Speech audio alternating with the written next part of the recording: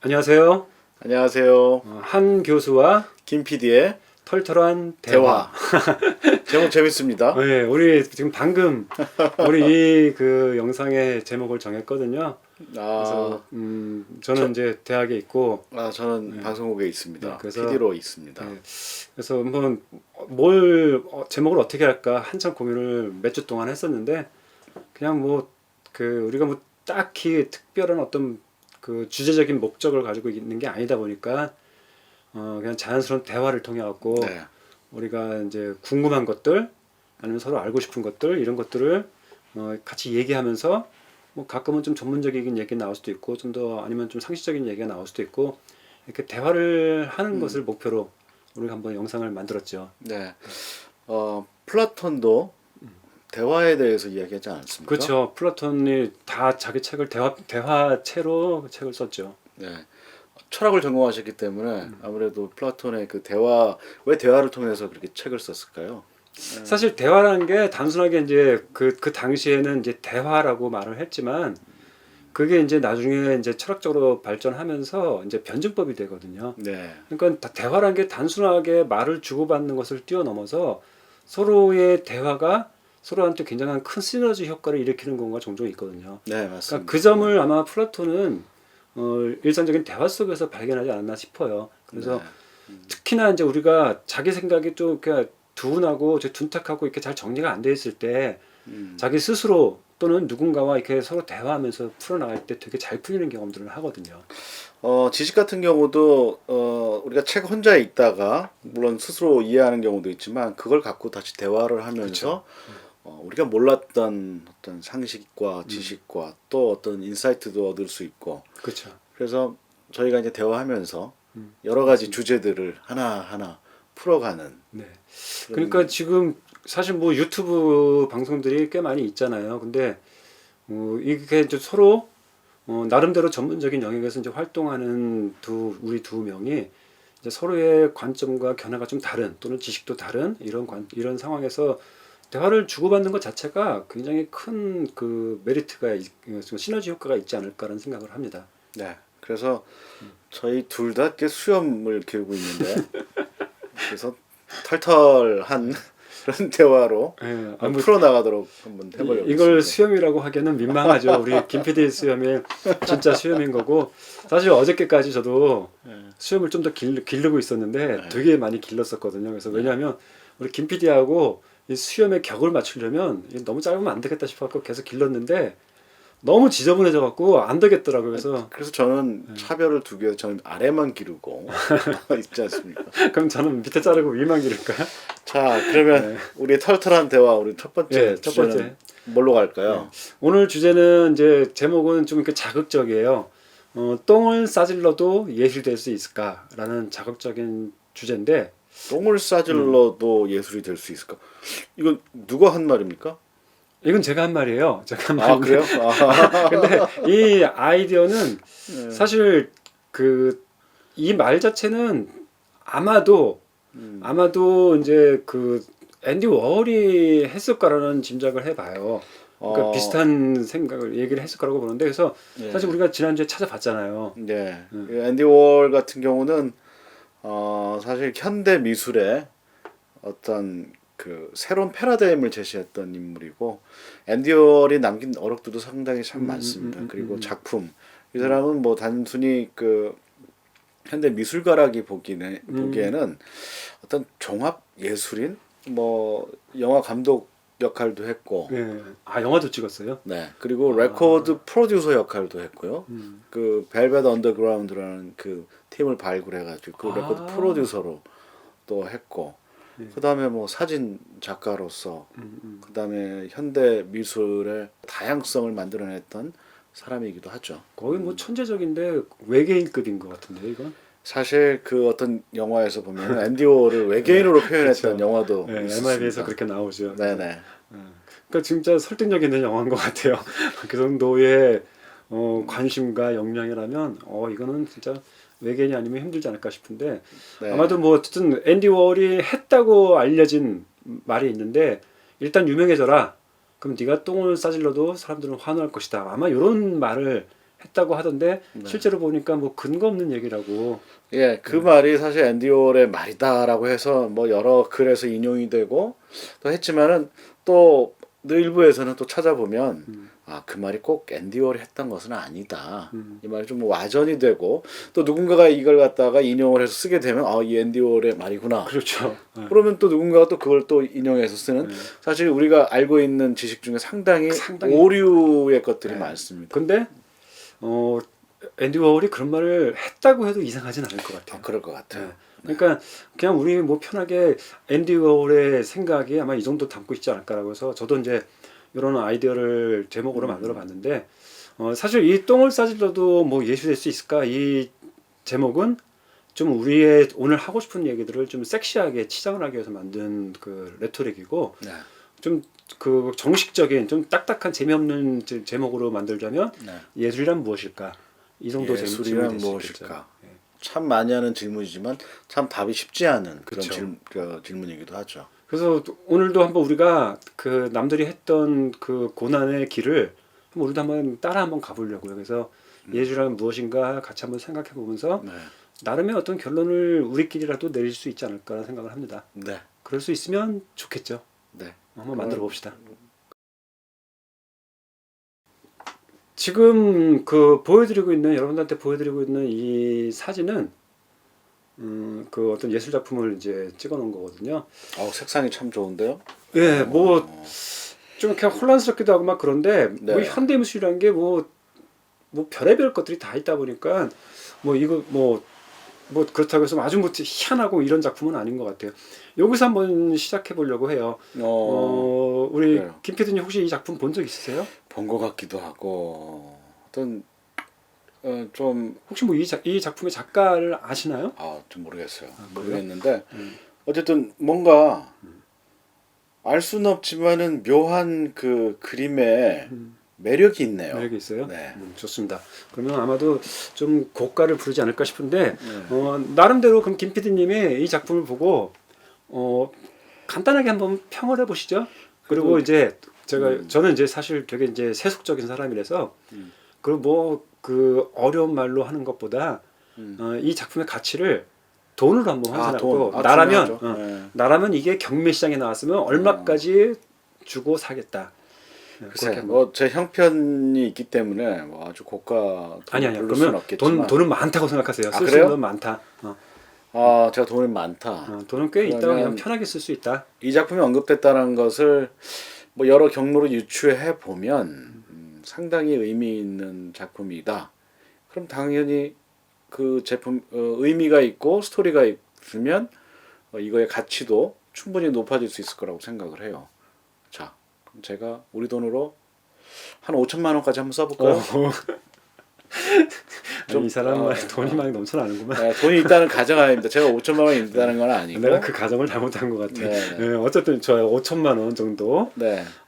이 작품이 실제로 이제 경매 시장에 나왔었거든요. 그래요? 예, 이 작가의 이 작품을 포함해서 3점이 실제로 경매 시장에 나왔어요. 그래요? 예, 여기 한번 기사를 보시면 이 작가가 침팬지예요.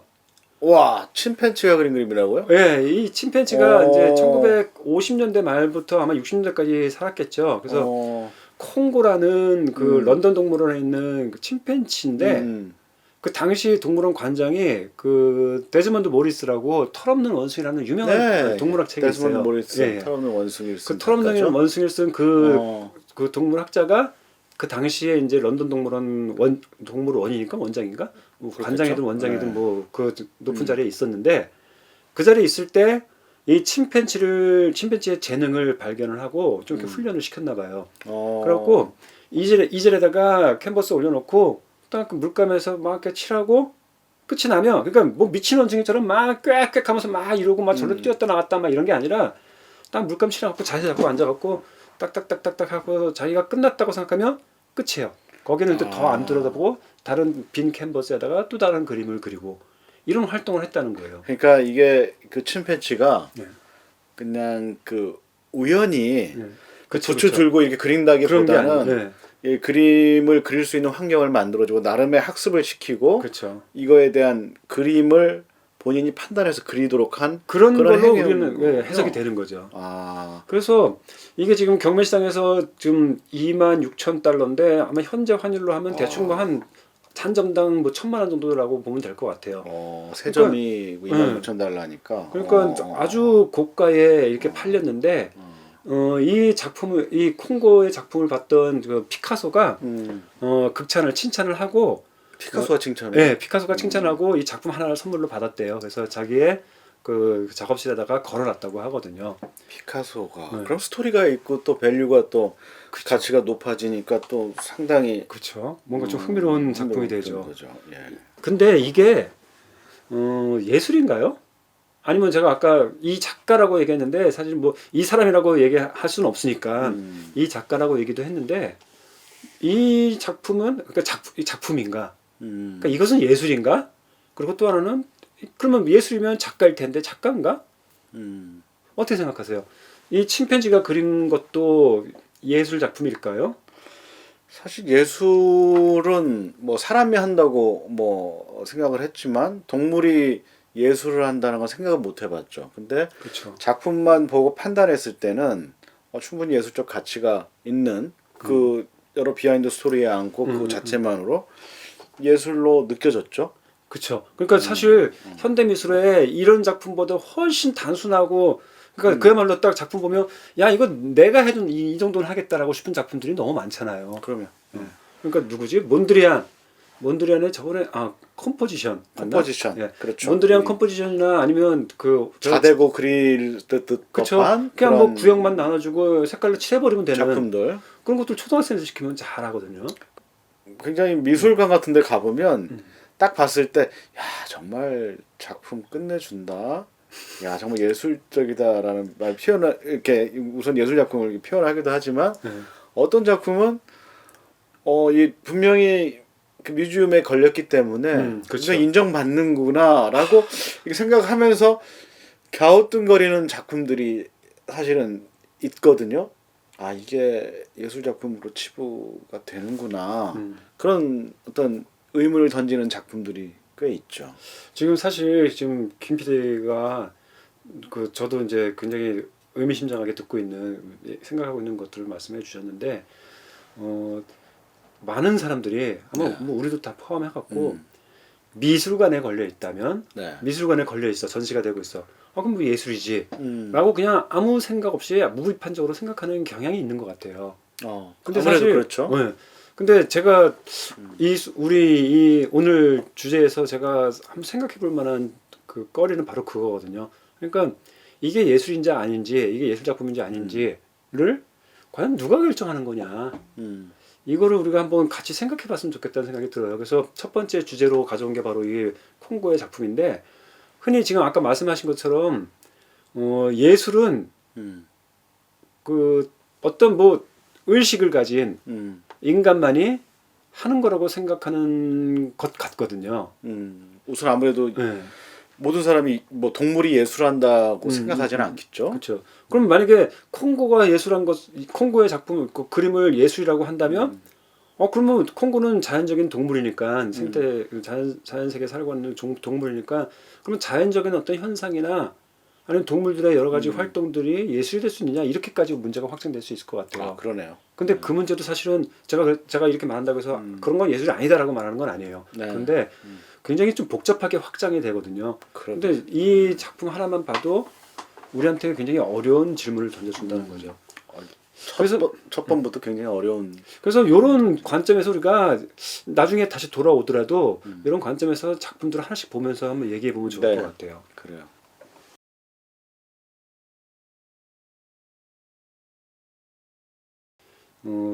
예술이란 무엇인가라는 그 어려운 질문을 우리에게 아주 노골적으로 던져준 예술가는 저는 이 사람이라고 봐요. 마르셀 두상. 유명한 작품이죠. 이 작품은 21세기에 들어서 그 전문 예술가들을 대상으로 설문을 한 적이 있어요. 네. 당신은 20세기의 예술 작품 중에 가장 위대한 작품이 무엇이라고 생각하는가?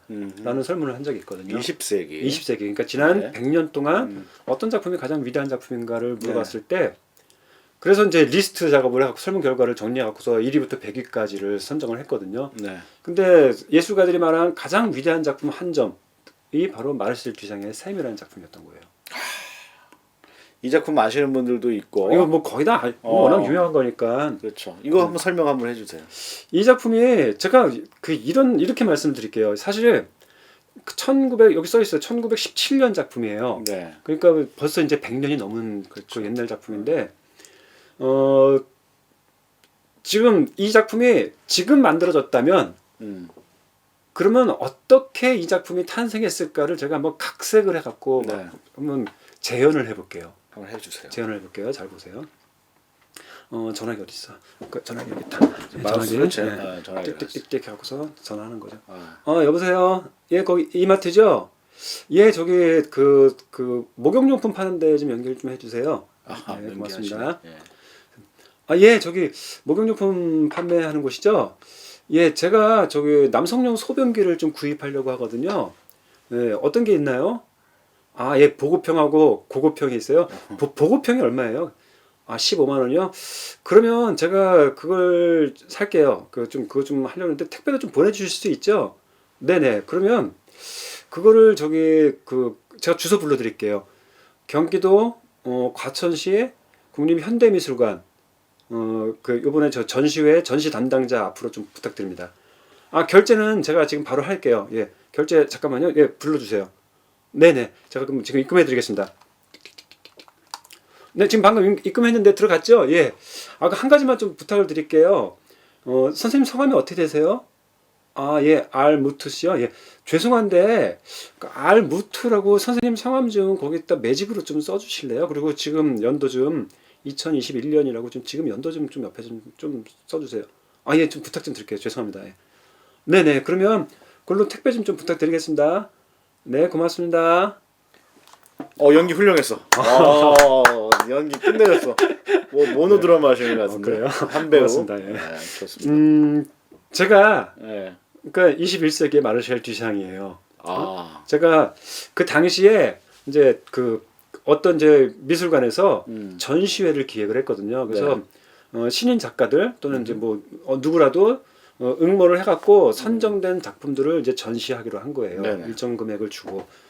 근데 이제 마르셀 듀샹은 이미 그 당시에 이미 유명했던 사람인 거야.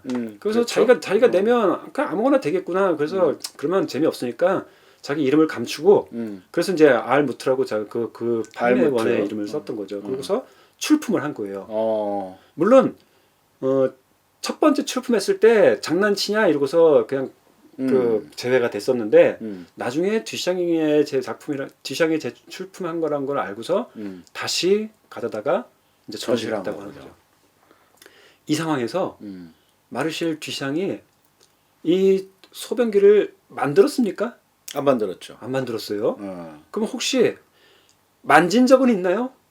만지지도 않았죠. 네, 제가 지금 물론 실제 듀샹은 그랬을지 어쩔지 모르지만 지금 저 같은 경우 만지지 않고도 가능한 거예요. 네. 본 적은 있나?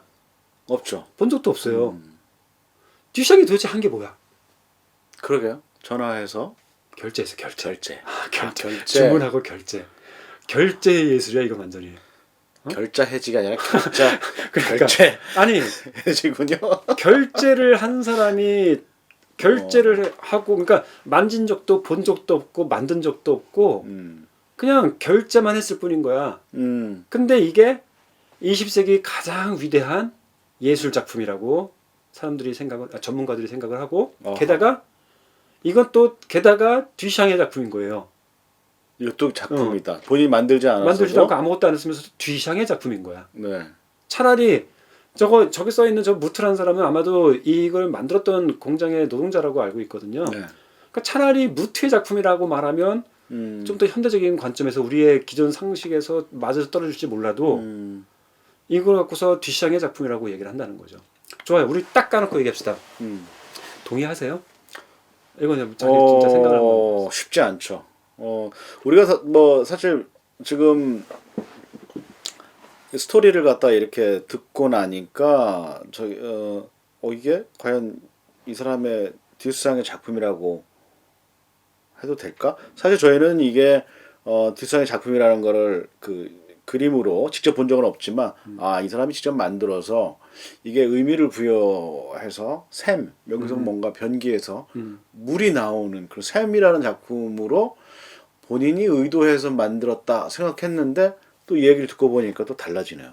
그러니까 사실 이 작품을 통해 뭐 레디메이드라는 예술의 한 장르가 탄생을 하거든요. 그러니까 사실 그런 것들은 아까 말했던 앤디 워홀도 많이 하죠. 네. 그러니까 자기가 직접 만든 게 아니라 기성품을 가지고 그러니까 뒤샹이 그런 말을 해요. 그러니까 예술이란 건 그 전까지는 예술이란 건 예술가들이 아름다움을 창조해내는 게 예술이라고 생각했는데 꼭 창조해야 되는 거 아니다. 기성의 작품, 기성의 자연물이든 뭐든 기성의 것들에서 예술 아름다움을 발견하는 게 예술가의 책무다, 임무다라고 이렇게 또 얘기를 하거든요. 그러니까 이 남성용 소변기에서 아름다움을 느꼈던 거죠. 그래요. 약간 좀 변태적이긴 한데. 소변기에서 아름다움을 느꼈다. 그러니까 이 곡선이 이제 뭐 아름답다고 보려면 볼 수도 있는데, 근데 우리 같은 남자들은 소변기를 보면 왠지 냄새가 느껴지거든요. 그렇죠. 물론 이제 이게 우리가 이제 소변기라는 그 선입견이라기보다는 그쵸. 미리 갖고 있는 이거에 대한 이미지가 있고 그쵸. 그의 생각이 있기 때문에 그런 생각을 가질 수가 있는데 만약에 그 당시 1917년대에 이걸 딱 봤을 때 뭐 어떤 사람이 소변기인지도 모르고 그럴 수 있죠. 그런다면은 충분히 이게 어떤 작품으로 보일 수도 있겠다는 그쵸. 생각도 아니 들고. 저도 사실 그 생각은 동의해요. 그러니까 뭐 전후사정 다 모르고 이게 뭔지도 모른다. 그러면 뭐 이쁘네, 신기하네, 뭐 이렇게 아름다운 작품이다, 뭐 이렇게 얘기할 수도 있을 것 같긴 한데 제가 좀 여기서 좀 고민하고 싶은 문제는 일단은 적어도 뒤샹은 손끝 하나 댄 적이 없다는 거예요. 그렇죠. 근데 이게 그러니까 예술 작품이냐는 뭐 첫 번째 질문이라면 네. 이게 왜 뒤샹의 작품이냐? 이게 사실 물론 최근에 사건이 있었잖아요. 조영남 씨. 조영남, 예. 조영남 사건이 있었고 저도 그 예전에 아마 고등학교 때쯤 본 것 같은데 까미오 끌러들이라는 영화를 봤었거든요. 그 까미오 끌러들이 그 로댕의 연인이었던 거예요. 네네, 그렇죠. 연인이었던 예.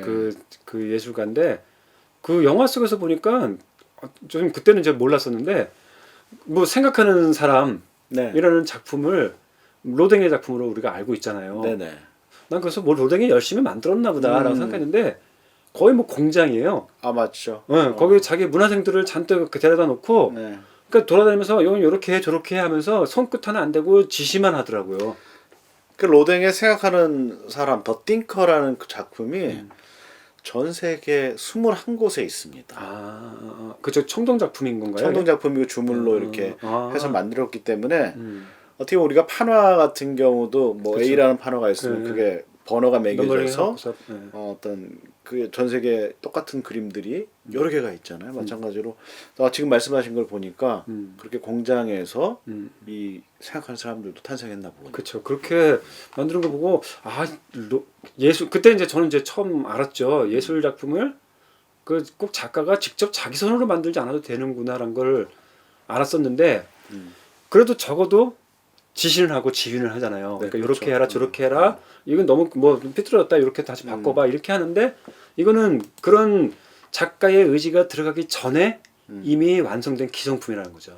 그렇죠. 그러니까 약간 그거하고는 또 차원이 좀 다른 논인 것 같아요. 그러니까 사실 저도 뭐 조영남 씨 사건 같은 경우 특별히 뭐 그 문제 삼지 않거든요. 저는 개인적으로. 그러니까 충분히 가능한 현대 미술이 뭐 다 그런 저도 이제 사용하니까. 그 동의를 하고요. 어쨌든 사실 제가 조영남 씨하고 재작년에 같이 그 여수에 굉장히 친분이 있으시고 또. 뭐 친분이 있다기보다 같이 여행을 한 적이 있습니다. 그래서 이제 그 당시에 이제 살짝 여쭤본 적은 있어요.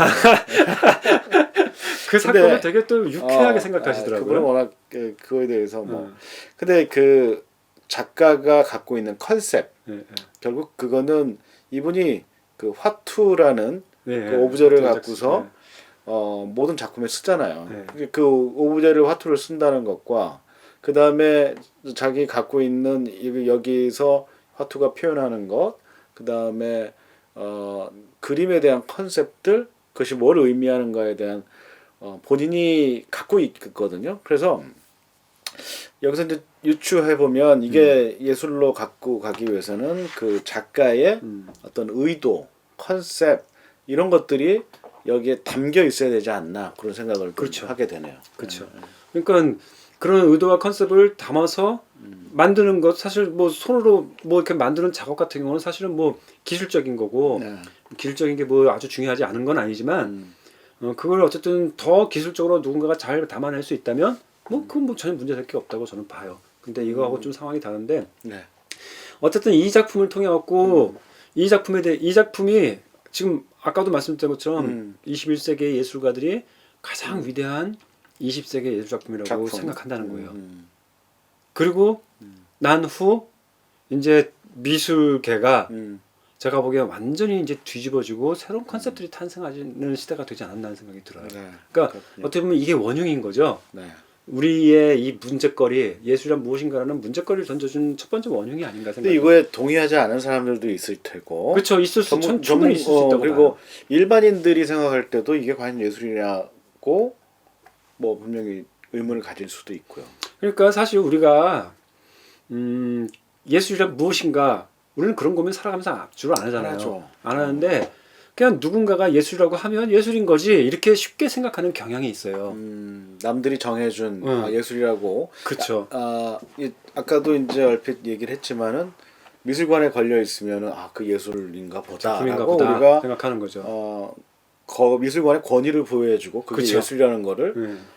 어떻게 보면 당연하게 느끼게끔 해주는 거. 근데 저는 개인적으로 그 생각에 좀 그런 생각에 좀 동의하지는 않는 게 네. 예술이라는 개념이 워낙 전문적인 거여서 네. 뭐 이를테면 양자 이런 개념처럼 양자나 뭐 또 뭐 중성자 뭐 이런 식의 전문적인 개념들은 사실 우리는 모르잖아요. 그러니까 모르니까 그런 것들을 전문적으로 다루는 학자 집단들이 있거든요. 네. 그래서 그들이 양자란 무엇인지 서로 논의하고 그래서 의미 영역을 구축해 나가는 거거든요. 근데 예술도 그런 전문적인 용어냐? 저는 그렇게 생각하지 않아요. 우리는 누구나 다 예술적 활동들을 하고 있거든요. 네. 예술적인 뭐 감상을 하기도 하고 예술적인 어떤 활동들도 하고 여러 가지 것들을 하는데 간단하게 다시 말씀드리면 예술이란 개념은 전문 용어가 아니라는 거예요. 누구나 쓸 수 있다. 누구나 쓸 수 있는 일상적인 용어고 이 용어의 의미를 전문가들이 정하는 것은 아니라는 거죠.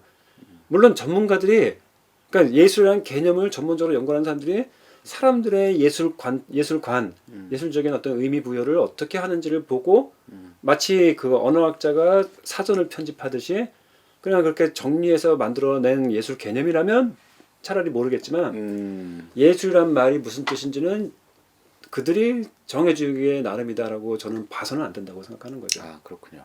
그러니까 이 얘기가 이거 사실 제가 하고 싶은 얘기인데 계속 제가 그런 관점에서 한번 예술을 한번 들여다 보려고 해요. 자, 그러면 네. 제가 뒷상이 된다고 생각하고 한번 질문을 한번 던져볼게요.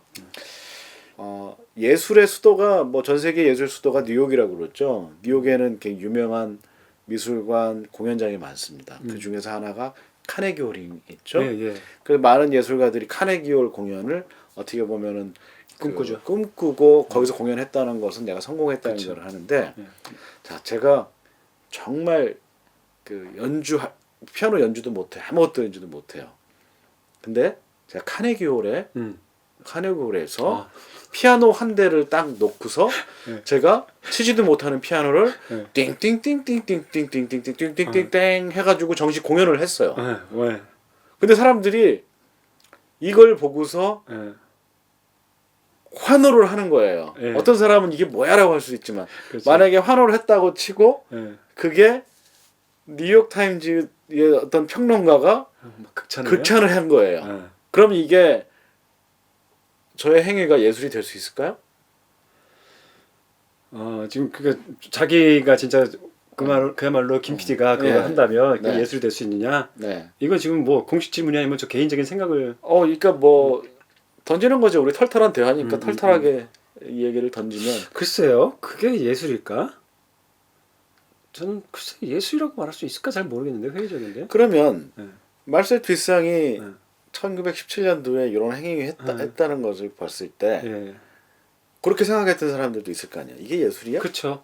그런 그러면 분명히 있었겠죠. 아주 그러면 많은 사람들이 그렇게 생각했겠죠. 지금 내가 그랬다면 한 100년 뒤에 예. 야, 그 PD의, 김세호 김모 씨가 예. 했던 그 카네기 카네기홀에서 연주. 그 퍼포먼스는 어, 엄청난 21세기 최고의 뭐 예술 우리를 작품. 뽑히지 않을까요? 아, 그럴 가능성도 있지 않을까요? 그러니까 당시로서는 예술로 인정받지 못했지만 시간이 지난 다음에 그런 행위, 그런 생각들, 그런 것들이 하나에 어우러져서 가치가 있어지는, 가치가 생겨버리는 그런 어떨까요? 그 되게 좀 중요하고 어려운 질문을 하신 것 같아요. 네.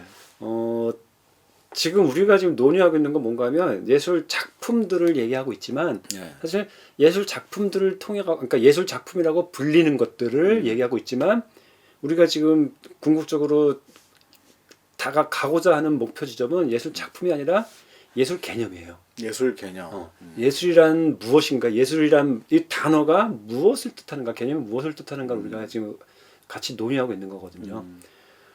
근데 모든 개념이 마찬가지지만 우리가 그 개념의 특징을 좀 살펴봐야 될 것 같아요. 그러니까 그러니까 예술이든 뭐든 뭐 여러 가지 개념들 있잖아요. 네. 그렇게 개념들이 가지고 있는 근본적인 특징이 있는데 뭐냐면 역사성을 갖는다는 거예요. 역사성. 그러니까 개념이란 건 딱 만들어지면 그러니까 뭐 이를테면 예술의 의미가 딱 정해지면 그게 영원히 죽을 때까지 인류가 망할 때까지 그 개념이 정해지는 게 아니다. 유지되는 게 아니라는 거예요. 그러니까 그래서 우리가 지금 듀샹이 아주 그러니까 20세기 가장 위대한 예술가라고 불리는 것 중에 하나가 예술이라는 개념을 완전히 전복을 시킨 사람이거든요. 근데 물론 그 개념을 듀샹이 전복시키려고 했고 성공한 것 같아요. 네. 많은 사람들이 그 사람의 말에 동의하니까. 근데 그러면 성공했으니까 우리는 딴지 걸 수 없느냐? 그렇지 않다는 거예요. 역사라는 거는 대중이 만들고 민중이 만들어 나가는 것처럼 우리가 개념을 사용하는 우리가 그 언어들을 사용하면서 계속해서 바꿔나갈 수 있는 거거든요. 네. 그러니까 우리 의견이 만들어져야지 사전에 예술이란 무엇인지 그 뜻이 거기서 반영이 된다는 거예요. 그러니까 저는 그런 맥락에서 예술이라는 개념이 무엇인지를 듀샹이 전복하고 지금 현대적인 의미가 이렇게 형성돼 있다 하더라도 우리는 누구라도 또 지금 현재적 관점에서 거기에 딴지를 걸든 아니면 어떤 의견을 제시하든 할 수 있는 권리가 있다는 거예요. 권리가 있다. 그 사실 요 얘기는 우리가 맨 마지막에 한번 해봤으면 하는 얘기인데 일단 그런 정도 얘기를 하고 우리가 뒤에 한번 좀 더 보면서 사실 네, 좀 더 그래보죠. 재밌는 것들이 많이 있거든요. 네. 그걸 보면서 한번 얘기를 해도 좋을 것 같아요. 네.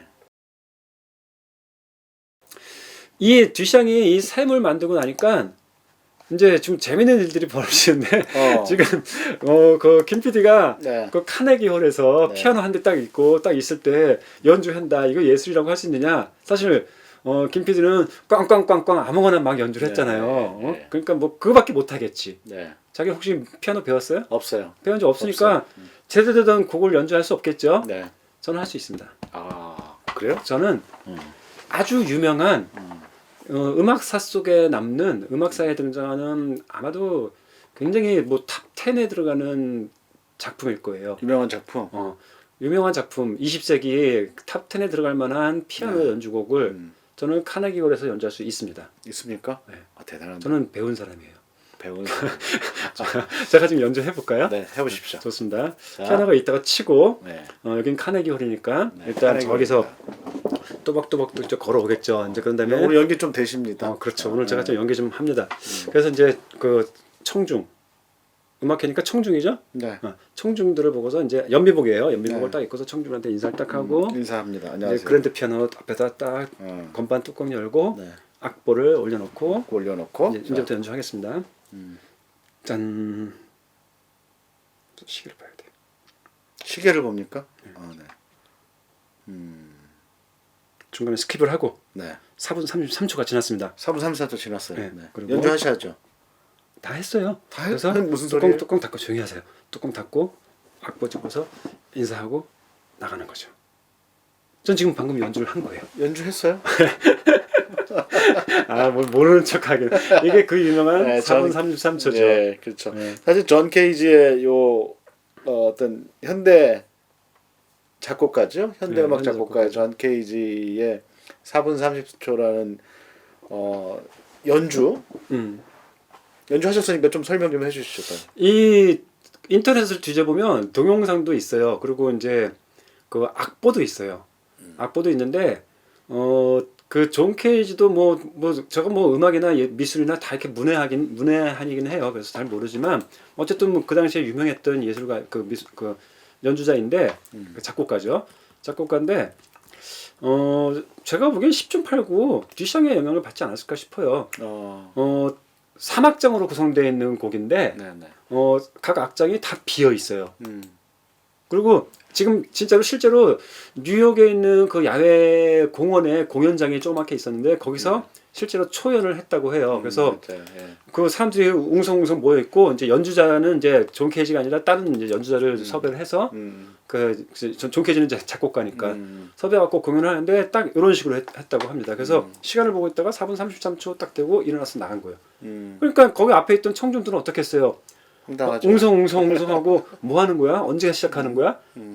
왜 벌써 문을 닫지? 막 이러면서 막 누구는 낄낄끼리 웃기도 하고 저 옆에서는 애는 막 울고 막 또 야외 공연장이니까 옆에 또 택시 지나가고 뭐 빵빵거리고 그리고 뭐 낙엽도 막 날리고 막 이럴 거 아니에요. 네 맞습니다. 존 케이지가 그런 말을 해요. 4분 33초 동안 그 공간, 그 시간적 그 간격 사이에 담겨져 있는 모든 소리가 바로 내가 의도하는 예술이다. 네. 라고 얘기하는 거죠. 그렇죠.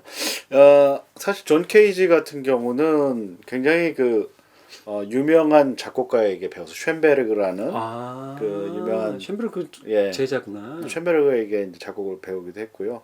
그 다음에 이 사람들은 그 이론적인 그 굉장히 뛰어났다고 합니다.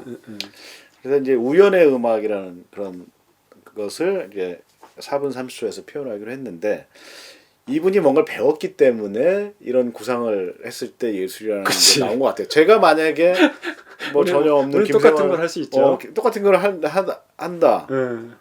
저는 음악 하나도 모르는데 그쵸. 김세광이 이걸 연주를 했다. 그럼 이게 과연 예술일까? 그러니까 여기서 이제 4분 30초에서 3초 왜 자꾸 빼먹어? 4분 33초 이제 여기서 이제 존 케이지가 이야기하려고 했던 거는 이 세상에 완벽한 무음은 없다라는 것을 여기에 담았다는 그런 컨셉이 있었던 것 같아요. 사실 먼저 말씀하세요. 사실 이 사람이 이걸 쓰게 된 그 어떤 스토리를 보면은 어떤 방음 시설이 되어 있는 곳에서 본인이 이제 빈방에 들어간 거예요. 완벽한 방음이라고 했는데 아무 소리도 안 들릴 거라고 생각했던 그 방에서 아주 미세한 소리를 들은 거죠. 그래서 본인이 이때 생각한 그 컨셉이 완벽한 무음 없다라는 것을 깨닫고서 4분 33초라는 그런 작품을 쓰게 됐는데 이게 3악장짜리잖아요. 3악장에는 어떻게 되어 있냐면 조용이라는 그 테스트 지시어만 있고 우선 이제 음표 하나가 조용히 그런 작품이었던 거죠. 그래서 원래 음악에 조용이라는 지시어가 있어요? 그거 없겠죠?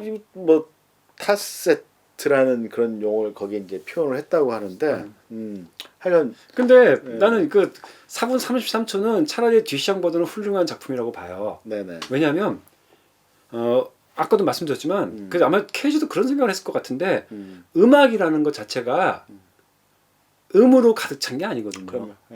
음과 빈 공간으로 구성되는 게 음악이에요. 네. 그러니까 음이 있고 음이 없는 곳이 있고 물론 음은 이런 음 저런 음이 막 섞여 있겠지만 음과 빈 공간으로 구성되는 게 바로 음악인데 이 듀샹의 케이지의 4분 30초는 그 빈 공간이 좀 긴 거지.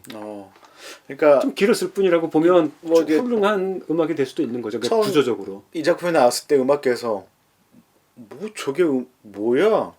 저게 하면서 굉장히 논란거리를 주고 저게 말도 안 되지 하는 그런 분위기가 많았다고 그래요. 근데 이게 좀 존 케이지가 또 유명해지고 그치. 이 작품의 어떤 의미들이 널리 알려지니까 사실 이 작품을 연주하는 진짜 공연장에서 이 작품을 하는 게 굉장히 늘어났다고 해요. 그래서 그러면 그동안에 관객들은 뭐 하고 있었을까요? 그러니까 뭐 기침할 수도 있고 공연장 조용하죠. 근데 웅성웅성 미세한 소리라든가 가끔은 뭐 어떤 뭐 팜플렛 넘기는 소리, 그쵸. 그 다음에 뭐 의자가 삐걱거리는 소리, 삐걱거리고. 이런 것들이 이제 하나의 공간을 채워주는 아까 그렇죠. 뭐한 교수께서 얘기하셨던 그런 속삭임까지도 네. 여기서 작품에 들어가게 되는 거죠.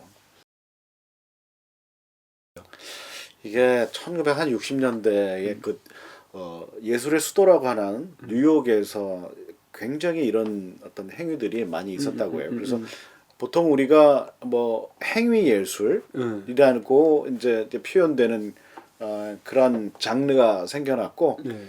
그때 공연되었던 것들, 그다음에 계획되었던 것들 그런 컨셉들 보면은 기존의 예술에서 상상도 못했던 것들이 많이 그렇죠. 나왔던 거죠. 그 영향인가 보다. 1960년대야. 그러니까 지금 아마도 그 비슷한 시대를 살았던 사람 같아요. 이제 이런 놀라운 이제 예술들이 새로운 컨셉으로 이제 등장하기 시작할 때쯤 그런 이제 막 운동이 일어나면서 드디어 우리 오늘 주제 그 예술가의 똥, 예, 똥을 싸질러도 예술이 될 수 있는가? 똥. 피에르 만촌이라는 이제 이태리 예술 작가예요. 아마도 제가 뭐 이 사람에 대해서 뭐 조사해 본 적은 없지만 젊은 그 신의 예술가였지 않을까 싶어요. 네. 그러니까 이런 도발적인 작품을 만들었을 것 같은데, 만촌이? 예, 피에르 만촌이라는 작가인데, 아까도 말씀드린 것처럼 아마도 그런 얘기, 앤디 워홀의 그런 얘기들을 어디서 들었지 않았을까 싶은 생각이 들어요. 네가 일단 유명해져라. 네가 똥을 싸질러도 사람들은 환호할 것이다. 거기서 영감을 받았을 거라고 저는 짐작을 하는데 앤디 워홀이 그런 말을 안 했다니까 잘 모르겠어요. 근데 자기 똥을 싸고 그 똥을 30g씩 담아서 통조림을 만들어요. 에? 통조림. 잠깐만요. 똥을 똥을 싸가서 똥을 싸 그래서 30g씩 통조림에 담아서 통조림을 100개를 만들어요. 그래서 통조림이 아니라 똥조림이에요?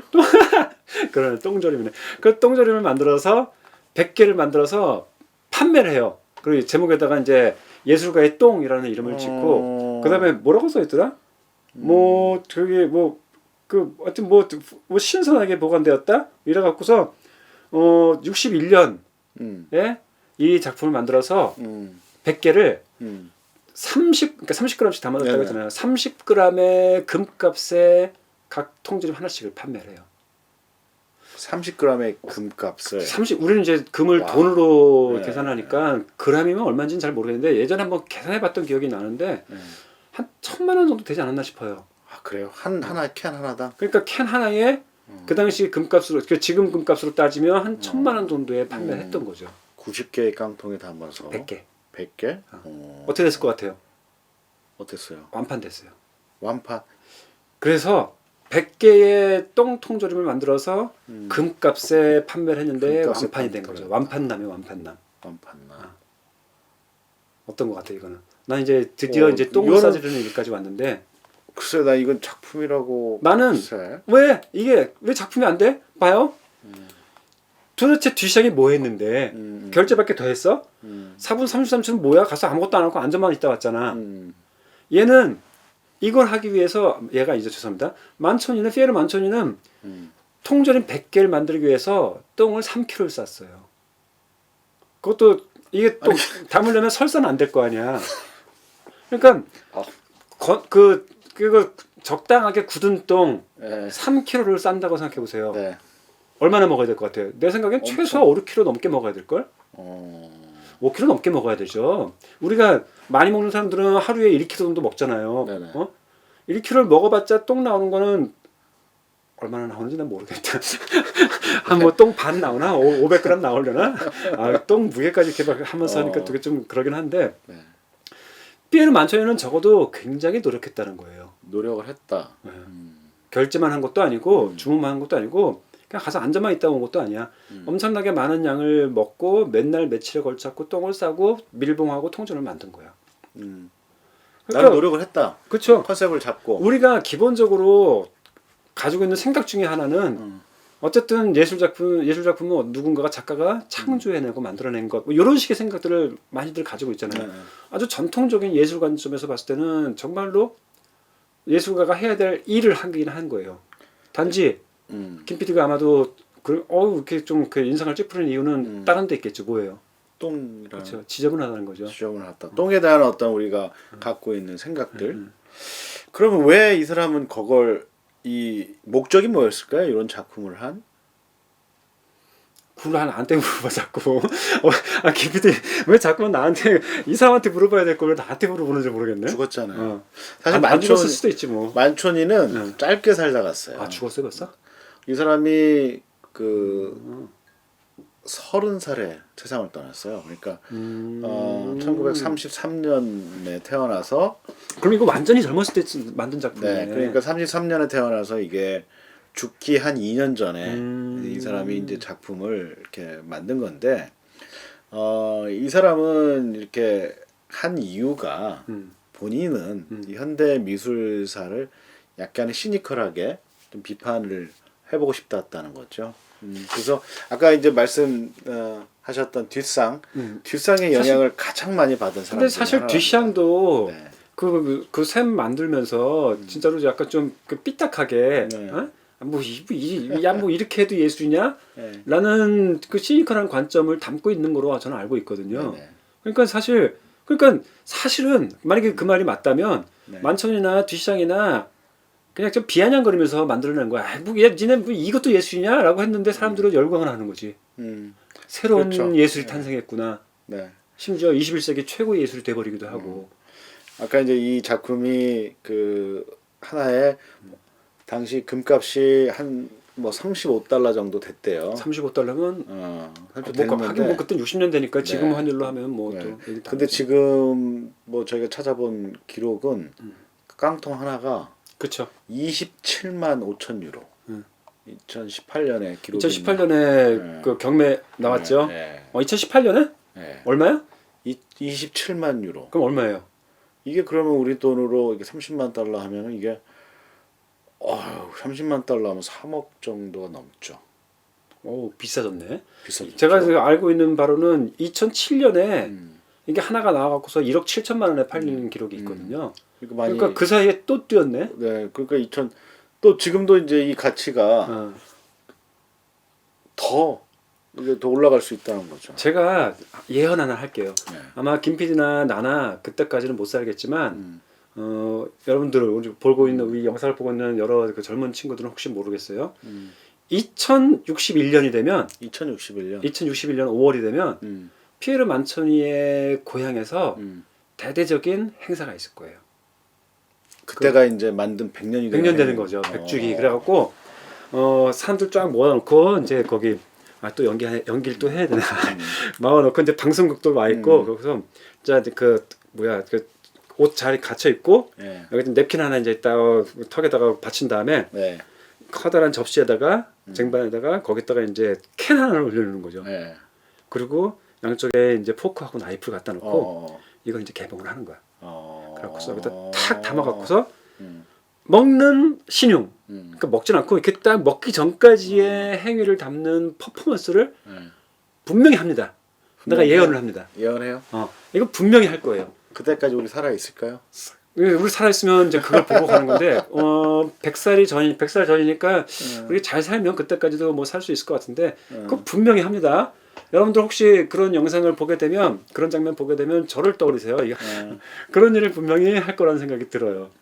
그러니까 이런 것까지도 사실 뒷샹이나 아니면 누구야 뒷샹이나 만촌이나 그 중간에 누구였어요 우리 케이지 같은 이런 그 다양한 그러니까 20세기 이전까지는 생각해 보지 못했던 그런 새로운 활동들이 등장하기 시작하는 거죠. 20세기 들어갔고. 맞아요. 그러면서 뭐 우후죽순으로 이제 새로운 것들이 등장하는데 뭐 이를테면 데미안 허스트의 이런 작품 같은 경우 사실 좀 끔찍한 작품들이 많이 있거든요. 해골 같은 거라든지 물고기. 해골 그거 보석으로 만드는 해골 그거 말씀하시는 거죠? 그건 이쁘기라도 하지. 물고기라든지 슬라이스를 해요. 슬라이스를. 그러니까 뭐 이를테면 상어 아니면 돼지 아니면 뭐 황소 이런 애들을 주로 이 사람은 이제 가로로 이렇게 가로로 슬라이스를 하기보다는 세로로 슬라이스를 많이 하는 것 같더라고요. 그래서 그 개체를 세로로 슬라이스를 해요. 이렇게 쫙 가늘게 얇게 이렇게 슬라이스를 해갖고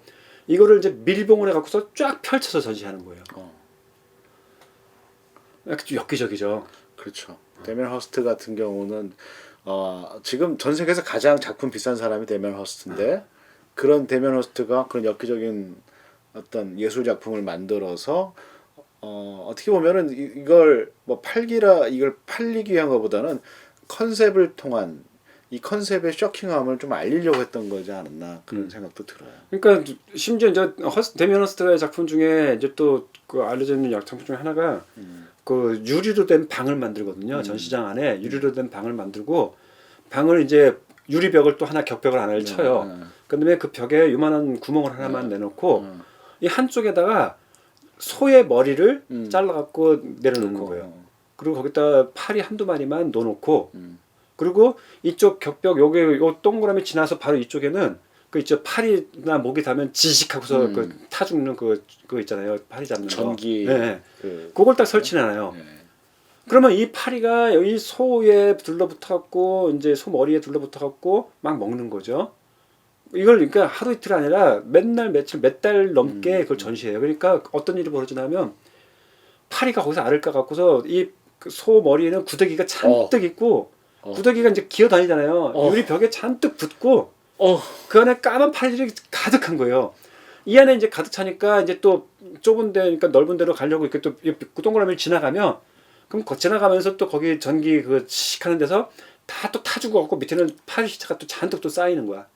생명이 탄생하고 그리고 그 안에서는 이제 그 소 머리가 썩는 그 썩는 냄새가 또 진동을 하겠지만 바깥으로 새 나올 것 같아. 새 나오지 않을지 모르겠는데 어쨌든 그 안에는 썩은 내가 진동을 하고 맞아요. 뭐 죽음의 예술가 데미안 허스트를 그렇게 부르기도 하던데 아주 혐오스럽고 끔찍한 장면들을 구축함으로써 새롭게 만들어냄으로써 예술적 활동의 그 범위를 넓혀나가는 사람이에요. 맞아요. 근데 물론 이제 현대적으로 유명하고 뭐 많은 다양한 활동들 아주 정말 다방면의 활동들을 하더라고. 근데 그런 거를 예술이라고 할 수 있을까? 그 비슷한 사례 아까 우리가 이제 처음에 앤디 워홀이 이제 말했을 것으로 추측되는 그 똥을 싸질러도 사람들은 박수를 칠 것이다라는 말을 했는데 앤디 워홀이 비슷한 작품을 하나 만든 게 있어요. 아 그래요? 네. 캔버스에 이제 금속성 그 염료를 칠한 거예요. 칠한 다음에 그걸 갖다가 이제 깔아놓은 거죠. 그러면서 친구들을 초청을 한 거예요. 그래서 그 위에 오줌을 싸게 한 거예요. 그래서 이제 이거를 해서 작품을 완성했어요. 그걸 갖다가 옥시데이션 페인팅. 옥시데이션 하면 산소가 금속이 이제 금속성 염료니까 거기 오줌이 붙고 그다음에 산화 작용이 이렇게 돼서 산화 작용을 일으킨 그림, 옥시데이션 페인팅이라는 그 작품이 앤디 워홀도 했거든요. 제가 이제 작품 보여드리면 봐봐요 어떤 건지. 네, 요 작품입니다. 이거 뭐 저 금속 파나에서 뭐 애칭이라고 하나? 그렇게 비슷한 좀 게 됐는데 느낌이 비슷하네. 네. 그러니까 이 작품은 그 말 그대로 오줌과 뭐 산소와 오줌에 들어있는 어떤 그 성분들 그런 것들이 이제 만나서 하나의 그냥 인위적으로 만들어진 하나의 그 작품인데 이걸 또 위대한 또 회화 작품이라고. 그러니까 그때 그래서 이제 이 작품 때문에 그 말이 나오지 않았나라는 것을 추측 한번 해봅니다. 그럴 수 있겠네. 네. 오줌 쌌으니까 뭐 똥이라고 못 사겠어. 그러니까요. 그럴 수 있겠다. 그래서 이제 그런 말들이 뭐 이게 실제인지는 모르겠지만 아마 앤디 워홀이 친구들한테 오줌을 싸게 해서 이 작품을 만들면서 오줌을 싸서 예술을 만들었으니까. 네. 야 앤디 워홀은 오줌을 싸서 예술을 만들었잖아. 너 유명해져. 그럼 넌 똥을 싸도 예술이 될 거야. 뭐 이런 식의 말이 맥락적으로 나올 수 있겠네. 네. 근데 이거는 뭐 실제로 했는지 안 했는지 그거는 모르겠지만 하여간 이런 맥락에서 그런 말이 나오지 않았나 싶어요. 뭐 그 밖에 뭐 비슷한 또 다양한 예술적인 활동들이 있는데 마지막으로 제가 좀 보고 싶은 거는 바로 이 작품이에요. 그 21세기 저는 이 작품이 만들어진 때 바로 이제 뉴스를 통해 갖고서 이 소식을 접했는데 저기 유명한 사람이죠. 뱅크시라는 뱅크시. 예, 스트리트 아트를 하는 사람이에요. 예술 작가인데 스트리트 아트라고 하면 길거리에 이제 페인팅하는 거기서 이제 유래를 하거든요. 그래피티 같은 것도 그리고 제가 유럽에 이제 2000년쯤에 유럽을 한번 여행한 적이 있었는데 전 그때 살짝 문화적인 충격을 받았던 게 온갖 그 도시에 다 이렇게 낙서가 많은 거예요. 그것도 이제 아주 그 비슷한 어떤 그 스타일이 있잖아요. 그런 스타일의 낙서가 있었고 신기하다라는 생각했었는데 그게 이제 요즘은 옛날에는 그게 사실은 범죄였거든요. 낙서를 하는 범죄였는데 요즘은 새로운 장르의 이제 예술로 인정받고 그런 활동들이 이어지고 있는데 뱅크시 같은 경우 이제 가장 유명한 이제 스트릿 아트를 하는 사람 중에 이제 한 명이죠. 이 뱅크시가 이제 풍선과 소녀라는 작품을 만들어갖고 경매 이제 소더비 경매장에서 이제 그 유명한 그 네, 경매장 거기서 판매를 했거든요. 네. 근데 판매하고 이제 얼마더라? 1억 아니지 17억인가? 15억 6천만 원에 경매가 이제 낙찰이 된 거예요. 네. 그래서 더 뭐 15억 6천만 원 더 없습니까? 없습니까? 예, 좋습니다. 그러면 낙찰됐습니다. 땅 세 번째 방망이를 치는 순간 거기 걸려 있던 뱅크시의 그 풍선과 소녀라는 작품이 지 하면서 여기 안에 있던 그림이 지 하면서 나오는 거예요. 그러면서 파쇄가 되는 채로 나오는 거야.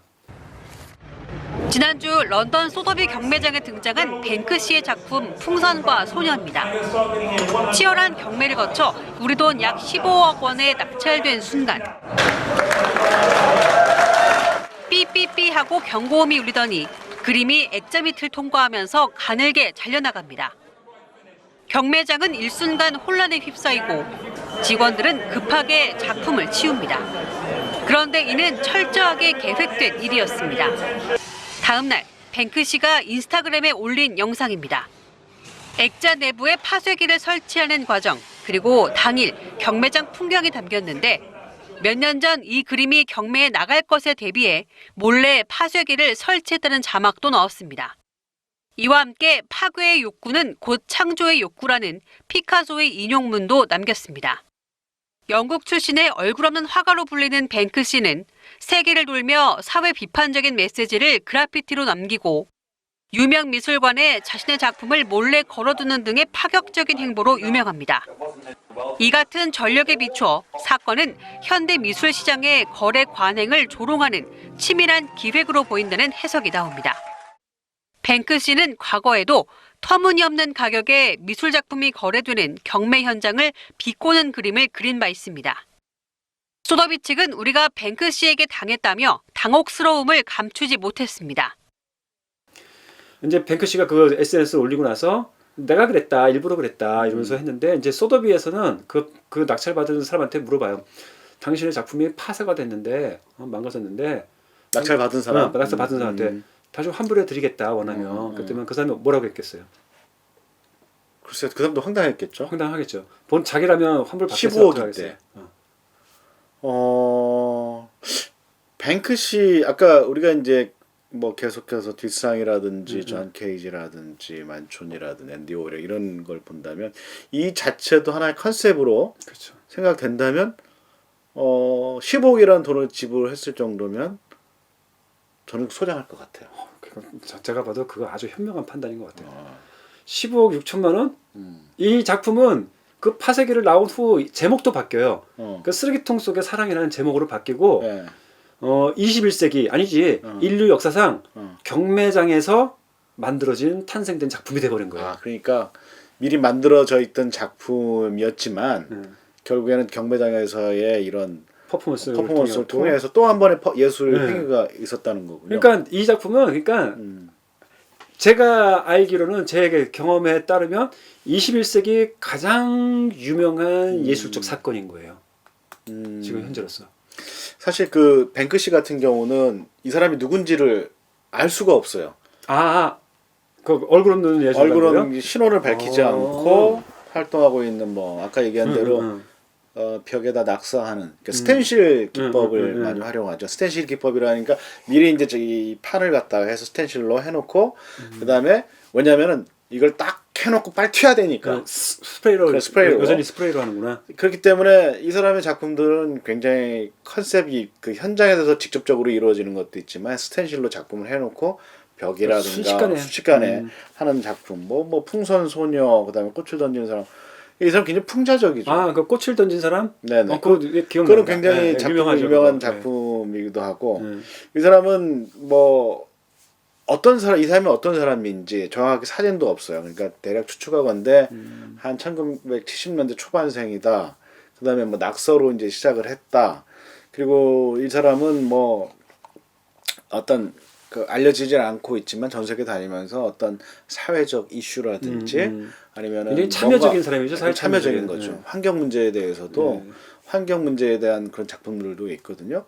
그리고 이제 아까 얘기한 대로 그 소도비 경매장에서의 이 사건을 통해 가지고 오히려 이제 이거는 더 화제가 됐던 거죠. 왜냐하면 이 생생하게 이 사람의 그 퍼포먼스 현장이 모든 사람들 앞에서 이제 펼쳐졌기 그쵸. 때문에 그 작품의 가치가 더 상승하지 않았을까. 이거 뭐 저기다가 공 하나 더 붙여도 될 것 같아. 그러게요. 그러니까 그 완전히 그러니까 그 예술적 사건의 현장에서 만들어진 작품인데 이거 얼마나 가치 있는 거야. 이거를 환불을 한다? 아유 미친 거죠. 환불하면 안 되죠. 근데 좋습니다. 그럼 이제 한번 정리를 해봐야 될 것 같아요. 네. 지금 우리가 살펴본 작품들 그 뭐 처음에 이제 우리 콩고 원숭이 작품도 침팬지 작품도 봤고 네. 그다음에 이제 뒤샹의 샘도 봤고 그다음에 케이지의 4분 33초도 봤고 그다음에 만천이의 예술가의 똥 똥. 그다음에 뭐 데미안 허스트도 봤고 네. 그다음에 지금 뭐였죠? 뭐 봤지? 그다음에 뱅크시의 뱅크시의 예술 작품까지 봤는데 근데 이 작품들이 지금 쭉 우리가 좀 어떻게 보면 마디가 될 만한 것들 좀 중요성이나 아니면 우리 기억에 남을 만한 것들 중심으로 한번 잡아봤는데 네. 그 작품들을 쭉 보면 어떤 공통점이 있는 게 네네. 예술의 개념을 새롭게 창조한 것들이 아닌가라는 생각이 들거든요. 네. 그러니까 예술 갖고 있는 아까 얘기한 대로 개념, 컨셉 자체를 어떤 충격요법, 충격요법 그쵸, 같아요. 충격요법. 충격요법을 통해서 던지죠. 행위들이지 네. 않았나. 네. 그게 낫겠네. 그러니까 만들었다기보다 던지는 거죠. 네. 근데 우리는 그걸 이제 주로 좀 던지는 게 아니라 만들었다고 생각하고 그냥 받아들이는 이런 것 같다는 느낌이 들거든요. 네네. 근데 사실 제가 좀 계속 궁금하고 좀 걸리는 거는 예술은 어떤 그 예술이라는 단어의 뜻을 우리가 정확히 뭐라고 통일된 규정을 하기는 힘들지 몰라도 어쨌든 예술은 예술적 활동이잖아요. 활동, 행위. 잠깐만 이거는 내가 막 마음대로 이렇게 규정할 수 있는 건 아닌데 뭐 그렇다고 칩시다 그냥. 예술은 예술적 활동일 것 같은데 이 사람들이 했던 작업은 뭔가 하면 예술적 활동이라기보다는 거기에 초점 맞춘 게 아니라 예술이란 무엇인가에 대한 대답을 한 것처럼 보이거든요. 네네. 그러니까 좀 말이 좀 저도 이제 개념적으로 좀 꼬여 있어갖고 저도 아직 정립이 안 돼 있어요. 근데 뭐 무슨 말씀드린가 하면 예술을 일차적으로 하는 예술 활동을 하는 게 아니라 예술이란 무엇인가에 대한 그러니까 예술 활동의 의미 규정을 하는 활동을 한 것처럼 보인다는 거예요. 그러니까 메타적인 간단히 말해서 메타 예술적 활동을 한다는 거죠. 메타 예술. 메타가 무슨 뜻인가요? 메타가 뭐 흔히 이제 그 메타 피직 해갖고서 거기서 이제 유래하는 걸로 저는 이제 이해가 되는데 뭐라 그럴까? 우리가 어떤 활동을 하잖아요. 네네. 어떤 활동을 한다면 그 활동을 한 단계 위에서 내려다보면서 우리가 그것을 이해하고 의미 구정을 하는 활동들이 있을 수 있거든요. 네네. 그런 작업들을 우리가 그냥 메타적인 활동이라고 얘기할 수 있을 것 같아요. 근데 이 우리가 살펴봤던 예술가들은 대표적으로 그런 활동들을 했던 것 같아요. 새로운 개념을 만들면서 예술이란 무엇인가에 대해서 의문을 던져주는 거죠. 네. 근데 재밌게도 그렇게 던지면 다들 그냥 납숙납숙 받아 먹어요. 그게 예술인가 보다라고 우리는 그냥 너무나 손쉽게 생각해 버린다는 거예요. 저는 그게 너무 이렇게 수동적이지 않은가. 마치 그러니까 아까도 말씀드린 것처럼 예술 개념을 사실은 그들이 그럼 이게 맞아라고 해서 던진 거라고 저는 생각하지는 않아요. 그냥 이런 건 어떨까? 어떨 때는 심심해서 좀 재미삼아 아니면 그러니까 비아냥거리면서 뭐 그럴 수도 있겠지. 아니면 어떤 도전 의식을 가지고 할 수도 있는 거고 여러 가지 방식으로 우리한테 던져주고는 있지만 그것을 던져줬다고 해서 그게 예술의 의미가 아니라 우리가 한번 규정해보고 한번 생각해보고 우리가 같이 만들어 나가야 되는 게 아닌가라는 생각이 들거든요. 그렇군요. 저는 사실 그러니까 제 개인적인 얘기를 하면 그 뭐라 그럴까? 그러니까 우리가 이제 아직 예술이란 무엇인가에 대해서 이제 봉합을 안 했잖아요. 네. 우리가 이런 와중에 이제 이 정도까지 우리가 생각해보고 얘기를 하다 보면 아마 많은 사람들이 이런 생각을 할 것 같아요. 그러니까 결국 예술이란 건 그러네. 니네 말 들어보니까 뭐 이것도 예술이고 저것도 예술이고 다 그러면 뭐 예술이라는 것의 의미가 딱 어떻게 하나로 통일되기 힘들겠네. 그래서 결국 예술이란 사람들마다 다르게 규정하는 수 있다. 그럴 수 있겠죠. 60억 명의 인류가 있다면 음. 그 60억 개의 예술 개념이 있을 수 있다. 서로 다 다를 수 있는 거다. 뭔가 하나의 공통된 예술 관념을 가질 수 그런 건 존재하지 않는다. 이런 견해가 나올 수 있겠다는 생각이 들거든요. 그럴 수 있겠죠. 저는 근데 그거는 아주 일단 기본적으로 위험한 여기서 위험하다는 거는 그런 생각하면 안 돼. 이게 아니라 우리가 그 개념에 대해서 우리가 좀 고민을 좀 해보면 수용하기 힘든 입장이라고 생각을 해요. 그 60억 명이 60억 개의 개념을 가지고 있다, 예술 의미를 가지고 있다는 말은 간단하게 말하면 예술이라는 것은 빈 껍데기라는 얘기예요. 의미 없는 왜요? 개념이라는 거죠. 왜요? 그거 갖고서 우리가 소통할 수가 없거든. 소통할 수가 없다. 예술이 꼭 소통의 도구일 필요가 아니, 있을까요? 예술이란 말을 사용할 수 없다는 거예요. 사용할 수 없다. 사용할 수 없는 개념은 개념이 아닌 거예요. 우리는 개념은 사용하기 위해서 쓰거든요. 그러니까 개념이라는 말 자체도 사실은 좀 어려운 개념이긴 하지만 간단하게 우리가 낱말이라고 그냥 퉁쳐서 얘기한다면 낱말은 사용하기 위해서 우리가 만든 거거든요. 그 낱말을 우리가 사용할 수 있는 이유는 어쨌든 간에 우리 사이에서 공통된 의미 영역을 가지고 있다는 거예요. 이게 가끔은 어긋나요. 가끔은 어긋나더라도 그 어긋난 만큼 우리가 논쟁을 하고 대화하면서 또 어느 정도 몰고 나갈 수 있다는 거예요. 네. 그러니까 예술이라는 개념의 테두리가 정확하게 규정될 수는 없을지라도 느슨하게 또는 아니면 이렇게 흐리멍텅하게라도 예술의 어떤 개념이 우리가 어쨌든 공유하고 있는 어떤 부분이라도 뭔가 있지 않을까라는 생각을 하는데 60억 명이 60억 개의 예술 개념을 가질 수 있다라고 말하는 순간 예술에 대해서는 우리는 아무 말도 못하는 거예요. 아 그래요. 왜냐하면 예술... 누가 뭐라고 하든 상관없으니까. 그리고 예술이란 말을 쓸 수가 없어요. 그러니까 간단하게 말하면 이렇게 생각하면 돼요. 국어사전에 있는 단어들이 쫙 있잖아요. 네. 그 모든 단어의 동의어가 예술인 거예요. 그러면 사실 예술이란 말은 사라져야 될 개념인 거예요. 그렇게 생각하는 만약에 모든 사람들에게 예술적 개념이 있다라고 하면 예술적 개념은 예술은 사라진다? 이렇게 이해도 아니죠. 그렇게 얘기하면 안 되고 그러니까 모든 사람이 서로 다른 예술 개념을 가지고 있다면 그러니까 60억 명이 60억 개의 예술 개념을 가지고 있다면 예술 개념이란 건 없다는 거예요. 예술 개념은 없다. 그런 개념 자체가 그런 개념이란 거는 개념이 아니라는 거죠. 네. 그러니까 이렇게 이해하면 좋을 것 같아요. 우리가 지금 예술 개념에 대해서 이렇게 자꾸 혼란스러운 거는 일반적인 다른 개념들은 이렇게 타이트하게 짜여져 있는 의미 영역을 구축하고 있어요. 네. 그러니까 이를테면 얘는 컵이야. 정의를 내릴 수 있는. 얘도 줘보세요. 얘도 컵이야. 모양은 다르지만 컵이다. 얘도 컵이고 얘도 컵인 거는 얘는 투명하고 얘는 불투명하지만 컵인 거예요. 네. 그리고 얘는 둘 다 손잡이가 있지만 손잡이가 없다고 해서 컵이 안 되는 건 아니거든. 그리고 뭐 종이로 만들 수도 있고 아니면 뭐 좀 클 수도 있고 작을 수도 있고 뭐 여러 가지 다 컵이 돼요. 근데 뭐 이를테면 저러면 안 되겠죠. 다 막혀 있어. 이렇게 생겼지만 여기 위에까지 막혔어. 그럼 컵이 아니에요. 우선 생각하고 있는 우리의 알고 있는 그런 생각으로는 컵이 아니죠. 그렇죠. 그러니까 우리가 어떤 단어를 사용할 때 뭐 개별적인 특징들은 많이 있지만 더 이상 이게 없어지면 더 이상 그 컵이라고 불릴 수 없는 여러 가지 성질들이 있거든요. 몇 개 성질. 우리는 그런 것들을 모아갖고 컵이라는 말의 뜻은 이거다라고 의미 규정을 하거든요. 그랬을 때 그 의미 내용들은 거의 이렇게 탄탄한 영역을 구축하고 있어요.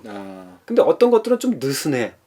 그러니까 이 정도로 일반적으로 컵이나 뭐 이런 단어들이 이렇게 딱 이렇게 타이트하게 묶여져 있는 의미 영역을 갖는다면 어떤 단어들은 좀 느슨하게 넓은 영역을 갖기도 해요. 근데 예술 같은 경우는 이게 마치 너무 넓어갖고 경계가 안 보이는 것처럼 너무 넓어서 우리가 지금 이런 고민을 하는 것처럼 보이거든요. 네. 근데 이게 아무리 넓다 하더라도 이 테두리가 없다면 다시 말해서 60억 명이 60억 개의 개념을 가질 수 있다면 그거는 개념이 아니라는 거예요. 개념이 아니다. 그러니까 비트겐슈타인이라는 철학자가 그런 말을 해요. 제가 이제 제일 좋아하는 철학자 중에 한 명인데 이런 문제들에 접했을 때 아주 기가 막힌 해법을 하나 제안하거든요. 어떤 뭐냐면 건가요? 가족 유사성이라고 불러요. 가족 예, 가족 유사성. 유사성. 이를테면 우리 가족들이 있잖아요. 네. 형제자매들이 있고 부모들이 있는데 그 보면 좀 비슷하게 닮은 게 있어요. 저만 해도 사남매거든요. 그럼 사남매가 굉장히 비슷하게 닮은 게 있어요. 이를테면 작은 누나, 큰 누나하고 저하고는 얼굴 생김새가 거의 좀 비슷해요. 네. 성격도 비슷해. 음. 그리고 작은 누나하고 또 나하고는 또 많이 닮은 게 없고 형하고 저하고는 또 거의 닮은 게 없어요. 근데도 좀 비슷한 게 있고 누구하고 누구는 좀 더 닮고 누구하고는 좀 덜 닮고 해요. 그래서 공통점이 이렇게 조금씩 있기도 하지만 전체를 묶어갖고 우리 가족이라고 부를 수 있는 단일한 하나의 공통점 그런 건 없다는 거예요. 그런 거 찾기 힘들다는 거예요. 예를 들은 건데 네. 그런 거 찾기가 참 힘들거든요. 근데 누가 봐도 저렇게 4명 모아놓으면 왠지 다 가족 같은 느낌은 느낌은 있거든요. 있죠. 다르지만 그러니까 느낌은 있다. 어떤 개념이 의미 영역을 구축하는데 이게 꼭 타이트하게 짜여져 있는 하나의 어떤 정확하게 나눌 수 있는 그 의미 영역을 꼭 가져야 되는 건 아니라는 거예요. 아니다. 그러니까 서로 그러니까 내가 가지고 있는 그 예술의 의미가 있을 테고 김 PD가 가지고 있는 예술의 의미가 있을 테고 누가 가지고 있는 거 사람들이 60억 명이면 60억 개의 예술 의미를 갖겠지만 그들이 같이 공유할 수 있는 부분들은 존재한다는 거예요. 존재한다. 그게 그러니까 예. 가족 유사성. 그러니까 그런 부분들이 우리가 이제 공적인 영역에서 말하는 그런 예술의 영역 그 의미를 구축하지 않을까라는 생각을 하거든요. 네. 그러니까 사실은 우리의 이 질문은 다시 좀 정리를 해보면 지금 우리 시대에 그러니까 19세기는 이미 이런 예술 작품 갖고서 예술이라고 말할 수 없는 거예요. 그러니까 지금 살고 있는 우리 시대에 그리고 우리가 같이 생활하고 삶의 세계를 생활 세계를 공유하고 있는 우리가 생각하는 예술이란 건 무엇일까? 우리가 같이 공유할 수 있는 예술이란 건 무엇일까? 사실은 예술이란 무엇인가라는 질문은 그런 질문으로 약간 번역해야 되지 않을까 생각이 들어요. 그러면 이거는 어떻게 보면 그 동시대성, 그렇죠. 컨템포러리라는 말이 들어가는 그 동시대성의 현재에서의 예술이라는 개념이 있고 그다음에 또 앞으로는 또 예술의 그쵸. 저게도 변할 수도 있고 그리고 또 장소에 따라서도 또 달라질 수 있겠다는 수도 생각이 있고. 들어요. 네. 그럴 수도 있겠네요. 그래서 뭐 사실 정작 지금 저는 그 예술이란 그래서 지금 시대 예술 뭔데에 대해서 저는 대답은 우리는 하진 않았어요. 네. 네. 우리는 뭐 그런 생각은 안 해봤는데 혹시 저는 뭐 예술이란 무엇인지 저는 아직 의미 규정을 한번 개념 규정을 해본 적은 없는데 네. 그렇게 지금 질문을 그렇게 우리가 좀 바꿔 본다면 김 PD는 예술은 뭐라고 생각하십니까? 그거는 저희가 그냥, 예, 이런 대화를 하면 오랜 될것 시간 동안 나눠왔는데 더 개념 정의를 하기가 쉽지 않은 것 같아요. 오히려 더 이 많은 말을 하면서 예. 이거 뭐냐면 저는 그래요. 뭔가 이게 사람이 느끼게 만들고 감흥을 불어일으키는 것이 예술이지 않나. 뭔가 감상자로 하여금 감상자로 하여금 뭔가를 느끼게 하고 뭔가 네. 새로 하여튼 뭔가를 경험하게 해주는. 네. 제가 그 뉴욕에 잠깐 있을 때 뉴 뮤지엄이라는 그 미술관이 있습니다. 뉴 뮤지엄이라는 그 미술관은 아마 전 세계에서 가장 현대 미술의 최첨단을 담는 제일 앞에 가 있는 맨 앞에 난 진짜 그런 싫어. 미술관인데 거기를 되게 가보고 싶었어요. 뉴욕에 있는 동안에 많은 미술관을 다녔지만 그 미술관에서 제가 한 2번 정도 방문했는데 그때마다 작품이 바뀌었습니다. 그때 제가 작품 전시를 보고서 약간의 현기증이 일어났다. 약간 머리가 띵해졌어요? 아프고 약간 구토가 쓸릴 정도의 그런 어떤 혼돈이 왔었던. 혹시 불쾌한 쪽이에요, 그게? 굉장히 불쾌한. 그래요? 그 정도? 불쾌하기보다는 이게 아까는 우리가 이제 예술이 이제 아름다움을 얘기했다면 이거는 아름다움보다는 뭔가 이게 불편함을 주는. 불쾌라기보다는 불편함을 주고 그렇죠. 그 자체가 나에게 그동안에 우리가 생각했던 미술 작품이라든지 이런 것들은 굉장히 미적인 거에 초점이 갔었는데 이거는 어떤 생각을 계속 떠올리게 하는 음. 그 작가의 의도도 결국에 보니까 그런 거였더라고요. 나중에 이제 미술 작품 전시관을 나왔을 때 굉장히 폐쇄적인 그 미술관 자체가 답답했고 거기서 못 견디겠더라고요.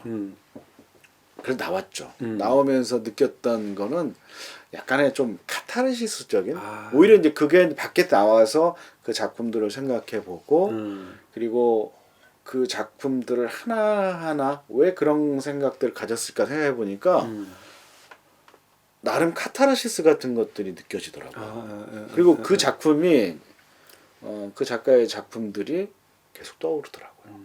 그래서 저는 현대미술의 어떤 것들을 떠올린다면 그 작가가 던졌던 어떤 의도들 그리고 그것들이 이제 제가 이제 느꼈잖아요. 실제로 느끼고 반응을 했고 그 이후에 내가 카타르시스를 느끼면서 나름의 또 안정화되면서 예술이란 이게 또 이거 예술로 표현이 되는구나 그걸 느끼게 된 거죠. 정말 궁금하네요. 제가 아까 지금 그 김 PD가 얘기했을 때 현대미술의 최첨단이라고 했을 때 제가 혼잣말로 싫어 이렇게 했는데 네. 사실은 그냥 한 소리였고 사실은 저도 현대미술 제가 이제 되게 지금 좋아해요. 영상 자료 화면으로 지금 나가고 있는 이런 작품들인데 이건 제가 이제 그 당시에 그 미술관에서 찍어왔던 그런 작품입니다. 알겠습니다. 어때요? 보여주고 얘기라든가. 근데 현대미술을 저는 이제 보면 되게 좋아하는데 재밌더라고요. 그러니까 일반적으로 예전에 그 오래된 예술 작품들하고 늘 대할 때 태도가 달라져요, 제가. 그러니까 굉장히 좀 유쾌하고 재밌기도 한데 그 저한테 네. 만약에 추천을 한다면 그 뉴뮤지엄 제가 뉴욕을 갔다면 가라고 추천을 하겠습니까? 물론이죠. 꼭 가서 네. 뉴욕에 굉장히 유명한 미술관들이 많죠. 뭐 위트니 뮤지엄이라든지 그다음에 구겐하임이라든지 그다음에 또 그 뉴뮤지엄이라든지 그다음에 국립현대 그 모마라고 하는 그 뮤지엄이라든지 굉장히 많은데 왜 추천하는 거예요? 경험을 해봐라. 네. 경험을 하고 느껴봐라. 그거 되게 중요한 것 같은데 그 경험을 내가 왜 해야 되는 건데? 제가 경험한 것을 토대로 얘기하면은 경험해 보면 뭔가 느끼고 그다음에 생각이 그 예술에 대한 특히 작품에 대한 생각들이 기존의 다른 미술관에서 느꼈던 거와 좀 달라질 것이다. 지금 사실 우리 제가 뭐 나이브하게 질문하면 갔다 왔으니까 갔다 오면 좋았어? 이렇게 물어보면 지금 아까 말씀하시기를 불편했다라고 했거든요. 그러면 쓸데없는 거네 라고 생각하기 쉽지만 사실은 우리는 살아가면서 불편한 감정도 우리한테 필요하거든요.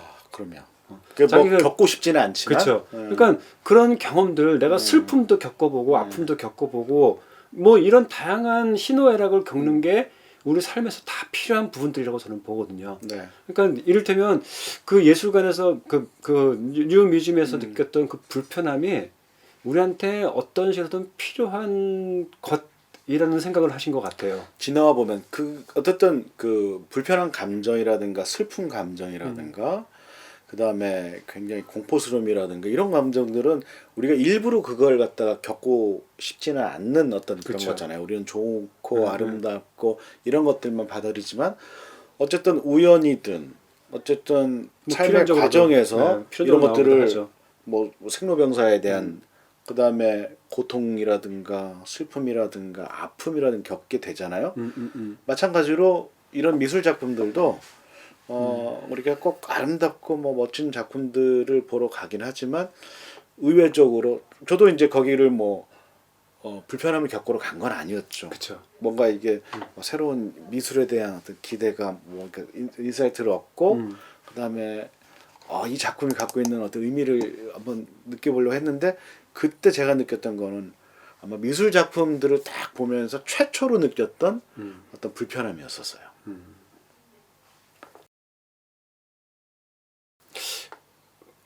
요 얘기로 우리가 그럼 이제 마무리를 합시다. 우리 수업에 우리 대화에 우리 털털한 대화. 우리 대화에 이제 네. 어떻게 보면 이제 그 마지막 화두 또는 아니면 마지막을 정리해주는 그 사례인데 국립 현대미술관 청주관이 있어요. 네네. 그 청주관 그 오픈한 게 한 2년인가 3년 정도 됐는데 공장을 갖다가 네. 그 옛날에 그 전매청에서 그 담배 만들던 공장을 개조해 갖고 이제 거기를 이제 좀 손봐 갖고 청주관으로 이제 만들었는데 청주관의 원래 본 쓰임새는 그 수장고예요. 그러니까 예술 작품들을 보관하는 창고 개념이에요. 그래서 창고 개념인데 단순하게 예전처럼 창고로만 쓰는 게 아니라 이렇게 좀 작품들을 창고긴 하지만 뭐 유리로 이렇게 보여준다든가 아니면 이렇게 직접 들어갈 수 있게 한다든가 해갖고 작품들을 이렇게 다양하게 관람할 수 있게 만들어놨어요. 그러니까 이를테면 뭐 과천관이나 아니면 서울관 같은 경우는 작품이 여기 하나 있고 저기 하나 있고 띄엄띄엄 있잖아요. 네. 그 공간적 여백을 두고 좀 이렇게 잘 감상할 수 있도록 하는데 거기는 바닥 붙여놓고 심지어는 이렇게 딱딱딱 이렇게 열어서 볼 수 있게도 해놓고 막 이래요. 작품을. 그래서 수많은 작품들을 한꺼번에 그 볼 수 있게 그렇게 만들어 놨거든요. 네. 그래서 되게 재밌는 그 전시장이에요. 그래서 한번 가볼 걸 권합니다. 거기에 3층인가 4층에서 봤던 이제 그 글인데 그 백남준의 그 다다익선 그 국립현대미술관 과천관의 중앙 홀에 있는 그 다다익선 1988년도에 아마 만든 거로 아는데 브라운관 모니터들로 예. 이루어진. 그러니까 그 88 올림픽을 기념하여서 아마 만든 걸로 저는 알고 있어요. 그때 브라운관 모니터를 갖고서 이제 탑을 쌓았던 굉장히 그 인상적인 조형물인 거죠. 이 작품이 지금 88년에 만들어졌으니까 지금 벌써 몇십 년이 지나면서 브라운관 모니터가 견디지 못하죠. 이것도 하루 계속 틀어놔야 되니까. 그렇죠. 하루 종일 틀어놓는 거니까. 그래서 망가지면 새로 브라운관 모니터를 사다가 교체하고 했는데 이제는 그 브라운관 모니터를 생산을 안 하거든요. 거의 대부분에서. 요새는 전부 다 네. LCD나 뭐 LED나 이렇게 가니까. 그러니까 이제 드디어 교체할 수 있는 부품이 사라지기 시작을 하는 거예요. 그래서 지금 전시를 중지한 상태고 그 청주관에 거기에 설문이 하나 붙어 있더라고요. 이걸 어떻게 해야 되느냐. 이 작품을 이 작품을 어떻게 해야 되느냐 이제 설문이 붙었는데 그래서 자기가 자기 생각에다가 스티커를 붙이세요라고 했는데 첫 번째는 어떻게든 어떻게든 브라운관을 찾아서 교체해야 된다. 해야 된다. 그렇게 하라. 만약에 이런 생각을 한다면 공장을 돌려서라도 만들어서라도 해야 된다 이런 생각을 하는 것 같아요. 두 번째는 새로운 기술이 적용된 모니터 이를테면 LED나 LCD로 교체하면 된다. 이 작품의 그 모니터를 네, 모니터를 브라운관이 아닌 그쵸. LCD 모니터라든지 네. 그리고 이게 아마도 백남준 선생의 본인의 뜻이 아닐까 이렇게 짐작하기도 하더라고요. 그리고 세 번째는 그냥 망가지면 망가지는 대로 그냥 냅둬라. 그래갖고 사라지는 것도 그러니까 계속 작동하면서 사라지고 망가지고 고장이 나는 것도 그 예술 작품의 역사고 그것을 보여줘야 된다. 이런 세 가지 의견이 선택할 수 있게 해놨거든요. 김 PD는 뭐 어떤 선택지를 원하세요? 우선은 저 같으면은 우선은 그 새로운 모니터를 찾는 데까지 일단 찾는 데까지 찾고 구해 본다고. 근데 그것까지 이제 브라운관이 이제 생산하는 곳이 없잖아요. 없죠. 없기 때문에 그렇게 된다면은 그 자체로 이게 망가지고 고장나고 하는 것 자체로도 하나의 이게 예술 작품의 생로병사가 있듯이 이렇게 보존해야 되지 않을까라는 생각도 드네요. 복합적인 생각이 드네요. 저는 만약에 저한테 선택하라고 한다면 저는 두 번째 의견에 찬성하거든요. 두 번째. 그러니까 LED로 바뀌고 또 더 좋은 게 나오면 만약에 요즘은 TV 그 SF 영화 보면 이렇게 쫙 쏘아주잖아요. 이렇게 홀로그램. 그러니까 만약에 그것도 있으면 나중에 홀로그램으로 해도 되고 여러 가지 현대적인 기술을 활용해서 해도 괜찮겠다는 생각이 들어요. 근데 요 얘기에서 제가 이제 좀 주목하고 싶은 거는 어떤 식으로든 이렇게 설문을 하고 아마도 그 설문을 반영해서 결과가 나오겠죠. 어떻게 하든 결정이 나겠죠. 그래요. 그런 예술가의 선택이 아닌 후대의 사람들에 의해서 예술 작품이 바뀌어질 수 있다라는 거네요. 그렇죠. 그리고 이게 결국은 다다익선은 하나의 예술 작품의 정체성을 규정해주는 과정이라고 저는 보거든요. 그러니까 작품 예술이냐 아니냐 이걸 그냥 누군가가 결정하게 해주는 게 아니라 이 그 청주관에서는 바로 우리하고 같이 예술 개념을 나누자는 생각을 했던 것 같아요. 그리고 저는 개인적으로 그게 맞는 거 아닌가. 그러니까 그러니까 이를테면 첫 번째, 두 번째, 세 번째마다 예술 작품이란 무엇인가에 대한 나름대로의 어떤 정의가 철학이나 들어갈 생각들이 수 들어가 있겠네. 있거든요. 근데 그거를 누군가가 정해주는 게 아니라 우리가 같이 만들어 나갈 수 있다는 거예요. 네, 우리가 뭐 한정 없이 뭐 그 털털한 대화, 털털한 대화. 털털한 대화를 뭐 한도 끝도 없이 할 수는 없으니까 오늘 이제 이 정도에서 마무리를 해야 될 것 예. 같은데 예. 최종적인 결론은 김 PD하고 한 교수는 서로 예술관이 좀 다르구나라는 걸 확인할 수 있었네요. 굳이 뭐 이게 다르다고 뭐 이게 분하기보다는 다르다는 걸 강조하기보다는 예술관 자체라는 것이 이렇게도 생각할 수 있고 이렇게도 생각할 수 있고. 그게 맞아. 지금 말씀하신 거 보니까 예. 다르다기보다 예. 공통적인 게 있죠. 왜 그럼요. 달라? 예. 이만큼을 가지고 있는데 예. 요만한 것들이 서로 안 맞은 다를 수 있다라는 것. 요 정도로 우리가 발견한 시간인 것 같아요. 그러니까 사실 지금 좋은 말씀 잘하신 것 같아요. 그러니까 우리가 다름에 초점을 맞추기보다 공통적인 것들을 우리 충분히 많이들 가지고 그럼요. 있거든요. 예. 그런 것들이 무엇인지 한번 들여다보는 시간도 되게 좋을 것 같다는 생각을 합니다. 예, 좋습니다. 우리 지금 1시간 반 정도인가? 뭐 하여튼 뭐 이 동영상이 편집되면 어떻게 될지 모르겠지만 또 긴 시간 동안 네. 그 첫 우리 주제 갖고 예술은 무엇인가 첫 주제 갖고 얘기를 했는데요. 어떠셨어요? 상당히 재밌는데요. 재밌죠? 네, 재밌고 사실 그 뭐 우리가 뭐 우리 재밌자고 하는 것도 일단 중요하지만 우리만 재밌으면 좀 아쉽잖아요. 그래서 이게 여러분들한테도 어떤 재미가 전달됐으면 좋겠다는 희망을 해봅니다. 그러니까 여기서는 뭐 절대라는 단어가 들어갈 수는 없는 어떤 대화였던 것 같아요. 그쵸. 그러니까 서로의 어떤 생각들, 서로 갖고 있는 어떤 의견들 이런 것들이 공유가 되고 그다음에 그게 또 존중이 되고 그게 또 나가서 새로운 생각들로 만들어지는 그런 대화였던 아주 의미 있었던 대화였던 것 같습니다. 다음에는 네. 제가 우리 같이 한번 아름다움 우리 뭐였죠 오늘 예술에 대해서 했잖아요. 예. 다음에는 우리 아름다움에 대해서 얘기해 보면 좀 재밌을 것 같아요. 그래요. 그래서 한번 주제 한번 같이 고민해서 예. 또 다음 시간 한번 만나봅시다.